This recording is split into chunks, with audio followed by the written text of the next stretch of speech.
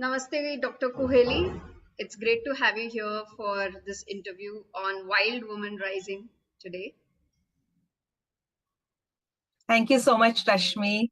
And Wild Woman is such a interesting and a close to heart topic. And I'm looking forward to the conversation. So beautiful. So, moving straight to our first question, a little Mhm. introduction about yourself, your journey in the doctor, being a doctor, and now your new venture about expansion experience. So, how this unfolded for you? Yeah, so the thing is that everything was going according to plan. Like when we discuss, I'll tell you, like the good girl archetype in me was always very studious, very hardworking, and I always stuck to a timetable. And you know the timetable that we have as Indian women, good girls, that they go by 10th, you have to do this by 12th. And I was literally hitting the milestones like, right, I'm going to ICSC topper, 12 standard, state, good rank in the top Wow. 100 in the MBBS. And because it was going everything according to plan, I was caught unawares when the plan kind of went little awry, right? So everything was okay. I'm like, okay, fine. I have to, become a doctor, done. Get married, done. Have a kid before 30, done. And Okay. then there came this, stage in my life when I was, what I would like to say is like, sab to ho gaya hai.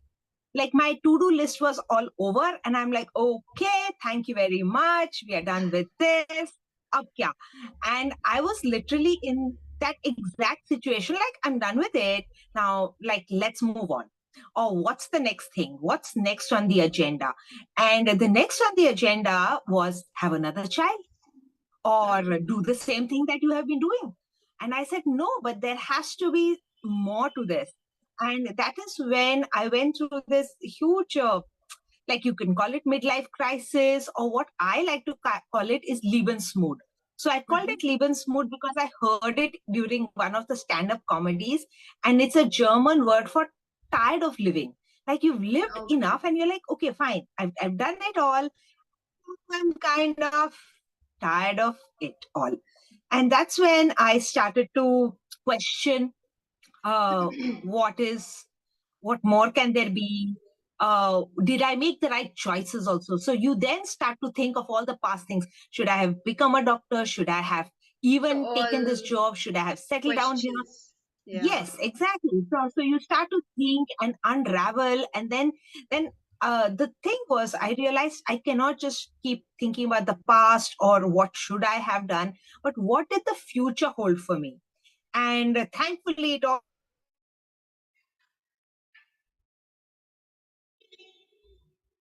I didn't know what was going on. I would just Dr. binge watch Kuheli, Netflix. I missed a little bit due to some connection issue. Could you come again a little? Yeah, so I was saying that in 2019, it Uh-huh. went like a blur for me because I was in that state that I've achieved it all, I've done it all, and now I'm just going to Netflix and binge. And I watched almost 900 hours of K dramas. And I would just eat chips and I would eat Cadbury Oreos and I would just be like, chill. That's it. That's it. My life Maybe is you kind of. needed it for that moment.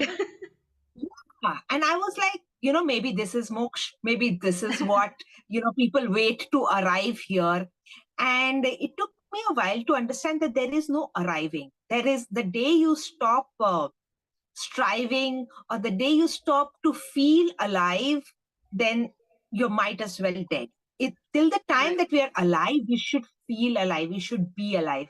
And that was not the state I was in 2018. Hmm. Right. I really immersed myself. So in 2019, I really immersed myself back into the act of living. And really, like, I started living my life according to the tattoo which I have, which says, I'm a spirit having a human experience. So all human Mm. experiences are welcome. And I live life as an experience rather than, with any agenda. And it's been fun. Since then, it's just been a journey. Yes, totally. It's, yeah, last 3 years have been very different for sure. Coming to our Yeah. second question now. So, what is a wild woman archetype apart from a motherly aspect of it? And what are the positive effects of an ambitious female entrepreneurs? Right. I love this question because ambitious female entrepreneurs is a breed which is like has the wild woman bhar bhar ke, koot Hmm. ke, like, because it is so uh, different. So let's like start Not with what explored. is a wild woman. A Yeah. wild woman is someone who lives according to her desires and her ambition.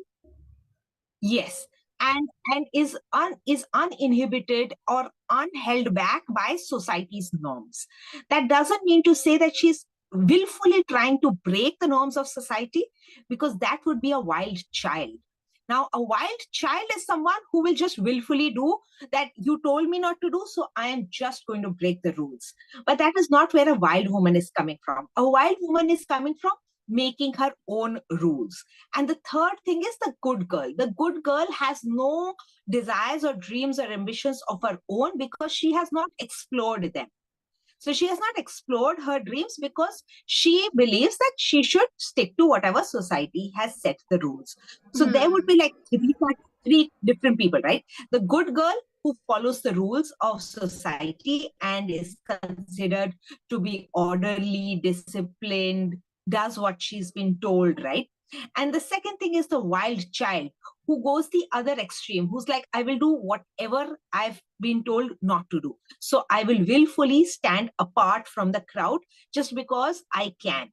And the wild Hmm. woman is someone who's not trying to break the rules, neither is she trying to follow the rules. She is here to live her own authentic self. She is here to follow her own guidelines. Right now, it was a beautiful question about entrepreneurs. So, I would like to say that ambitious entrepreneurs should not restrict themselves to only the wild woman archetype. So, inside, say, the alchemy of archetypes, I teach 10 archetypes. So, let's just say what would be the qualities of each of the archetypes that an entrepreneur or a ambitious woman can use in her business. So let's start with the maiden archetype. So a maiden archetype has the superpower of being in awe. Like, she is amazed. Like, she can hold someone in adulation. So where could this come in handy? When you're looking for mentors, when you're looking for examples to follow. So if you can come from a place of, wow, that person is amazing. So that, wow, this is amazing, is a quality of the maiden archetype. So where can you use that in your entrepreneur journey? Which boss girls or really amazing entrepreneurs that you see in the world can you feel amazed by? And only when you're amazed by them can you be inspired by them. So being inspired, being able to be learnable, to be a learner is something that you can learn from the maiden archetype. The next archetype is the lover archetype. Now, the lover archetype superpower is someone who's very passionate, who follows Hmm. her passion without unbridled passion. And that is definitely something that a entrepreneur, a female entrepreneur, can get behind. Like, her ambition is her passion. Her passion projects can become her ambition. The third is the maternal archetype. And a lot of people might think that maternal archetype and entrepreneur, how does that blend? But the maternal archetype superpower is that she can nurture. Like, she has the quality Hmm. of nurturing. So you could nurture a startup, because a startup is just like a baby, right? Like you have to really go into the nitty gritties, the small things that become really difficult. It's only from that kind of maternal love that we keep working on these fledgling dreams of ours. And the other thing is that you nurture teams, you nurture people in the teams that you nurture the people in your company. So HR, human resource management, requires a lot of maternal instinct in it. So that maternal avatar comes in it. The next avatar is the queen avatar. Now, the queen avatar's superpower is someone who has a beautiful expression, and she's able to express herself very well, and she's able to hold her crown up, as well as, have that kind of bonding with another woman without feeling that she's above me or below me, but as a queen to queen, right? So being able to collaborate. So being able to collaborate is like a queen going and asking, like collaborating with another kingdom, another sovereign. When they meet in the meetings, it's not that I'm above you or you are above me, but they meet in councils. So the queen archetype's superpower is collaboration, and that is again something that women entrepreneurs can pull in that archetype and get into that queen avatar. That I'm a queen and you're a queen. The next avatar is the warrior avatar, the warrior archetype. And of course, a warrior archetype is a goal getter, a go getter, an ambitious person. Yeah, excuse me. So the warrior archetype is someone who's up for challenges, who sees a challenge and she goes to war with it. She's not afraid of challenges. So that is something that an entrepreneur would need.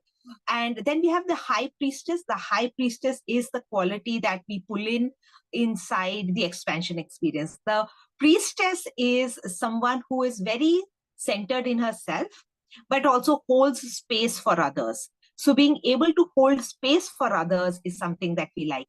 And the wild woman is, as we've discussed, is someone who's an outlier, someone who is who is unafraid of breaking ceilings, glass ceilings, because she's not even seeing the glass ceiling. She's someone who is a disruptor, an industry disruptor, because the industry sets some standards, right? And the standards over time become rules. Like, this is how it's done, this is how it will always be done. But an industry disruptor is someone who's like, hey, we could try this. And she's not trying to break the rules, but she's just thought up of something so cool and she just wants to run with it. So ideas which are unicorn ideas or industry disruptors are going to come from this wild woman archetype within you. So that's what we can, use the different archetypes. I love to play with archetypical powers rather than get stuck in one energy all the time. Women can shape shift. Men may not be able to shape shift so much. And we should use this gift. As female entrepreneurs, this is what will make you stand out versus be, one color. Right. So I hope that is a long enough. It's a long answer, but I think there's a lot of gems in it. Yeah, true. Nice. So, going to our third question, what's your take on women or young girls who want to live child-free and yet build adventurous life for themselves?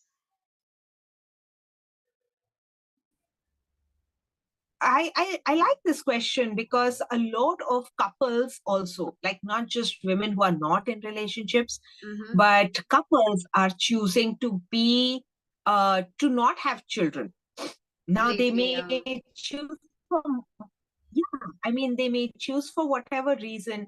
And it's always nice to ask, why did you want to have a child in the first place? If you have a maternal instinct, you can always bring that maternal instinct into your work. As I said, like, you can, instead of having children, you can have startups, you can have businesses, you can take this energy into other projects.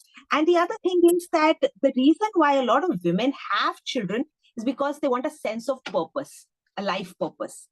Many of them feel like that child is going to give them a direction in their life, is going to add meaning to their life. And no one or nothing can give meaning to your life. Only you give meaning to your life. You cannot expect your job to be the life purpose. Neither can you expect your child to be your life purpose. For me Mm-hmm. to say that, okay, I'm going to be childless and then expect that same, whatever the child would give from my job or from my friends or from my vocation or from my hobbies, that this thing is going to give me direction, this thing is the purpose of my life, that is also wrong. There's only one thing that will give purpose or meaning to your life, and that is your just the existence, Just just the your being of it. existence. Just knowing Yes, just yourself, to be right? it. Just you do not need to have a purpose that I Yeah. am breathing or I eat Right.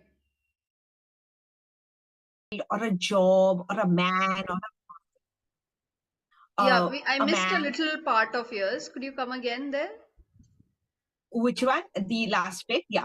Yeah, just Uh, the last second, 30 seconds. Yeah. okay. So what I was saying is that once you know that your life, just the existence of you is meaning enough, is purpose enough, is worthy enough, then you're not looking for that life purpose in a child or in a job or in a marriage or in a title or in the amount of money that you own or the impact that you're making in the world. Like how many friends do you have? How many followers do you have on YouTube or any of that? Because just the mere existence is enough. And anything like a child is a bonus to add more love, more joy, more appreciation to your life, or a work or a relationship is just about adding more to what already exists. There is enoughness to be felt at every and any stage of life. So if like So beautiful that's the because, yeah, it gives such a that's the lesson. satisfying feeling as you said it. Like, there's just good to feel enough, and everything Exactly. else is just addition. So, and again, Yeah, it's about choices exactly. Like, also. How people are making yes, it choices is these from days. Yeah, yes. It comes down to why. Why do you want a kid? Why do you want a job? Why do you want to start anything? Why do you want to go for a holiday or a vacation or a whatever? Like what are you searching for? And whatever you're searching for already could be existing and you just get to choose it. We just get to choose it right now. Like I'm relaxed. I'm happy. If you're expecting that the vacation is going to add excitement to your life, you can just choose to be excited in the present now without needing to go to France or Paris, or that's yeah. not going to I think that's bring. where, yeah, true. Because it had become like a pattern. I noticed that even in my life, it was like a pattern. Kuch unwanted ho gaya, then I was looking for ways to travel. Although travel made me feel good, but then it was like, then again, yes, the solo trip made me feel good, but then only to feel good, I'm wasting or kind of wasting my resources on which I actually don't Yes. need. You reach a point where you're like, no, you sit with your body first. We come Which there. you did, do not. Exactly. It's not the travel. It's you who is going to feel it. It's not something, that tree is not going to make you feel good. It's you who's going to make you feel good. All the hormones are going to happen within you, and you can choose to bring it no matter where you are. Like you're sitting in a house and you can say that, yeah, I'm traveling, I'm having beautiful, I can have that experience right here. So anything which Yeah. is outwardly, like we are seeking it for for anything, we can feel it right in the present now. And then if you get it, then wow, then that's just an added thing to it. Lovely. But Yeah. without the sunset also, I think it's an amazing evening, like that. Yes. Yes. True. So, going forward with the next question, in case this one closes, I'll send you another link shortly.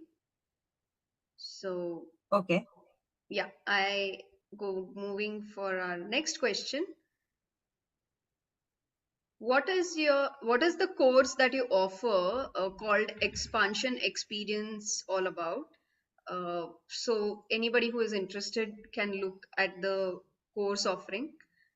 And what are the three most common issues that block women from receiving abundance of different things in every way?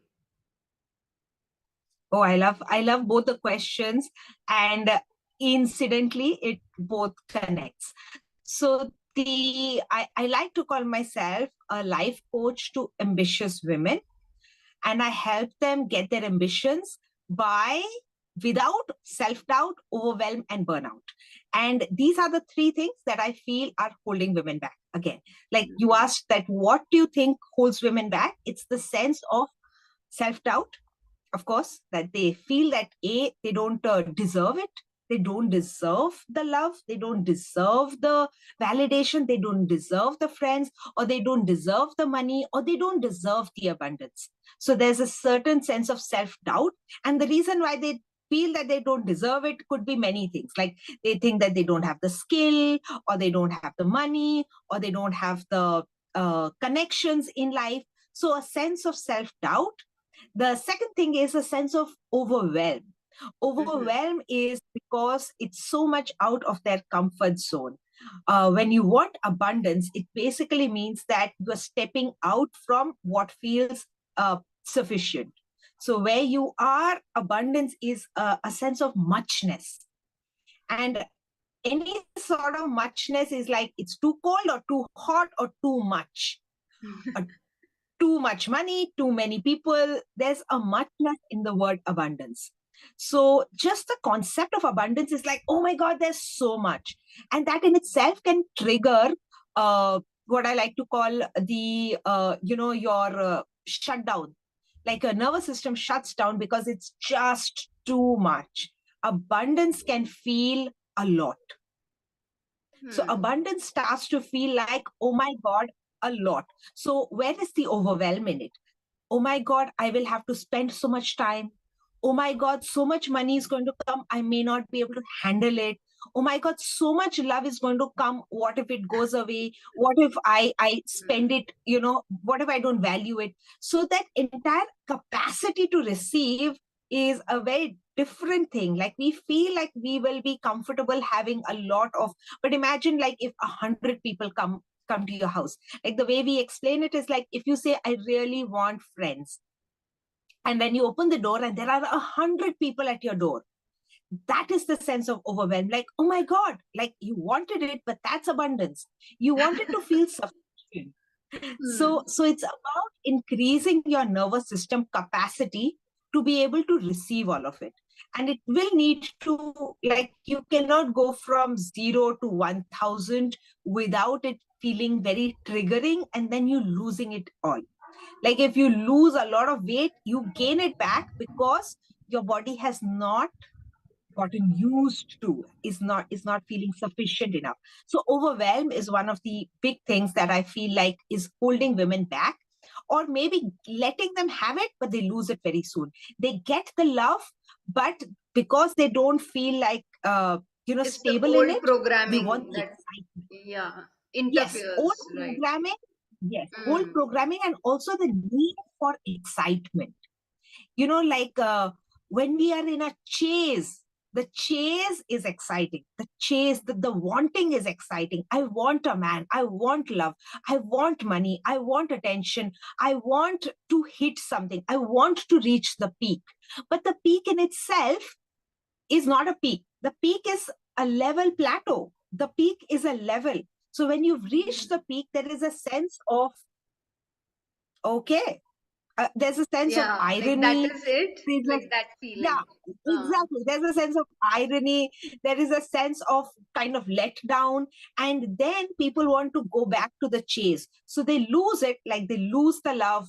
And they are in this yo-yo relationship, the again, off again Hmm. relationship, keep fighting with each other. Money also, they make the money, then they spend the money, then they want the money, then they lose the money. So there's this yo-yo pattern which happens because your nervous system is not relaxed enough to just accept it. Yes, it's here and it's going nowhere. It's just here. So that is the overwhelm. And the last bit is burnout. Burnout because we think that we have to keep doing more, keep achieving more, keep having to show up. And just that burnout, which we see in so many women, because so much is expected of us and so much Yeah. we are unable to say no to. We don't Yes. have these boundaries. So Yeah. we want to Mm-hmm. do something, but we also have to do so much that we don't want to do. Like we have to do things that we really, they don't light us up, right? So these, I think, are the top three reasons why women, not just women, but men also would be struggling with abundance. Is that, first of all, the worthiness, the self-doubt, and then the overwhelm and the burnout. And the expansion experience, well, to explain about expansion experience, I was in Meghalaya. I was on a trek, on a 7 hours trek. And the idea of expansion experience just came to me that day. And it came to me, it just happened that I had a talk with my coach. So my coach, we meet once a month, Mm-hmm. and she's from the US. It was 10:30 in the evening. It was really cold, and I was in Meghalaya on a family trip. And I told her, I don't know what it's called, but it's this thing, it's like a container, and I want to do it for 6 months. And the what should I say, the thoughts behind it was this. I love self-help books, I love knowledge, Mm-hmm. I love to learn, but there is too much knowledge is holding you back from implementation. And I didn't want expansion. So I called it expansion experience because I want it to be an experience. I don't want it to be a didactic lecture. I don't want it to be I'm telling you, you Theoretical. listen to this, Yeah. theoretical, Kind of. because all of that theory is available. Mm. Today, with Google, with the internet, with It's information overload, everywhere. Yeah. everything is available. And we think that the knowledge is going to change the world. The knowledge is not. The implementation, the experiencing of it is going to change it. So I wanted something experiential. And all of my workshops are experiential in the sense that all the videos have, different locales. There'll always be a dance. There'll always be music. Always be a lot of sensation. There's going to be sensorial things. You're also embodiment. So I loved the art of embodiment, somatics, working with your body. And I also wanted thought work. And I also wanted to bring in elements of music, bring in Mm-hmm. artistic elements, and I also wanted it to be trauma informed. Now, for it to be trauma informed, it needed to be a live session.